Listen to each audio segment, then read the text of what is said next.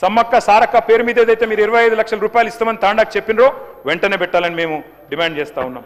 కాంట్రాక్ట్లలో 12% reservation గిరిజనులకు, తమరు గిరిజనుల అధ్యక్ష, రాష్ట్రంలో లంబాడా సోదరులు మీరు కూడా మంత్రి కావాలని నేను కోరుకుంటున్నా అధ్యక్ష. బాలు నాయక్ గారు కూడా తప్పకుండా మంత్రి కావాలని కోరుకుంటా ఉన్నాం. అట్లా అధ్యక్ష మరి మంచి జరగాలి కాబట్టి మేము కూడా కోరుతా ఉన్నాం. 12% ఇవ్వండి ప్రభుత్వ కాంట్రాక్టులలో. అధ్యక్ష, మూసీ విషయంలో కూడా మేము స్పష్టంగా చెప్పాం అధ్యక్ష. మళ్ళీ మీరు చర్చకు అవకాశం ఇస్తే మళ్ళీ చెప్తాం. ఏ ఒక్క ఇల్లు కూలగొట్టకుండా బ్రహ్మాండంగా 16,000 కోట్లతో మూసి నిర్మాణం చేయొచ్చు. కానీ ఇవాళ ముఖ్యమంత్రి గారు 3,200 ఎకరాలకు ఆల్రెడీ నోటిఫికేషన్ ఇచ్చున్నారు. మూసీకి మేము వ్యతిరేకం కాదు. 100% ఎస్టీపీలు కట్టిందే మేము. 3,866 కోట్ల రూపాయలతో 100% ఎస్టీపీలు హైదరాబాద్లో నిర్మాణం చేసిందే మేము.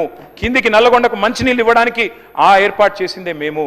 దయచేసి మీరు తప్పకుండా ఈ విషయంలో కూడా, మూసీ విషయంలో కూడా ఒక్క ఇల్లు కూలగొట్టకుండా జాగ్రత్తగా మీరు చేయవచ్చు, చేయాలని చెప్పి కూడా నేను కోరుతా ఉన్నా అధ్యక్ష. అధ్యక్ష, ఇంకొక మాట కూడా, మూసీ మీద 15 బ్రిడ్జిలు మేము మంజూరు చేశాం అధ్యక్ష, 545 కోట్ల రూపాయలతో. ఆ బ్రిడ్జిలు ఎక్కడేసిన గొంగలు అక్కడే అన్నట్టున్నాయి. వాటిని తప్పకుండా పట్టించుకోండి, దృష్టి పెట్టండి. 2.5 ఏళ్ళకు కూడా కంప్లీట్ చేయకపోతే అది మీ అసమర్థతగా ఉంటుంది, చూసుకోండి అని విజ్ఞప్తి చేస్తా ఉన్నా. హిల్ట్ పాలసీ అని తెచ్చారు అధ్యక్ష, దాని విషయంలో కూడా నేను ప్రభుత్వాన్ని కోరుతా ఉన్నా, దయచేసి చూసుకోండి. పెద్ద పెద్ద కుంభకోణాలు జరగబోతా ఉన్నాయి.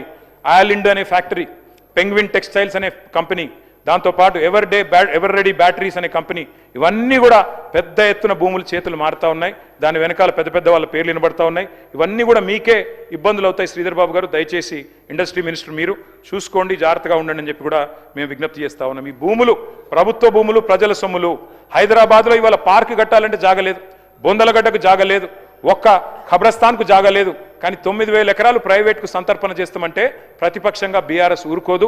తప్పకుండా నిలదీస్తాం, అడుగుతాం, తప్పకుండా సమాధానాలు అడుగుతాం. మీరు విజయం సాధించాలని కోరుకుంటున్నాం.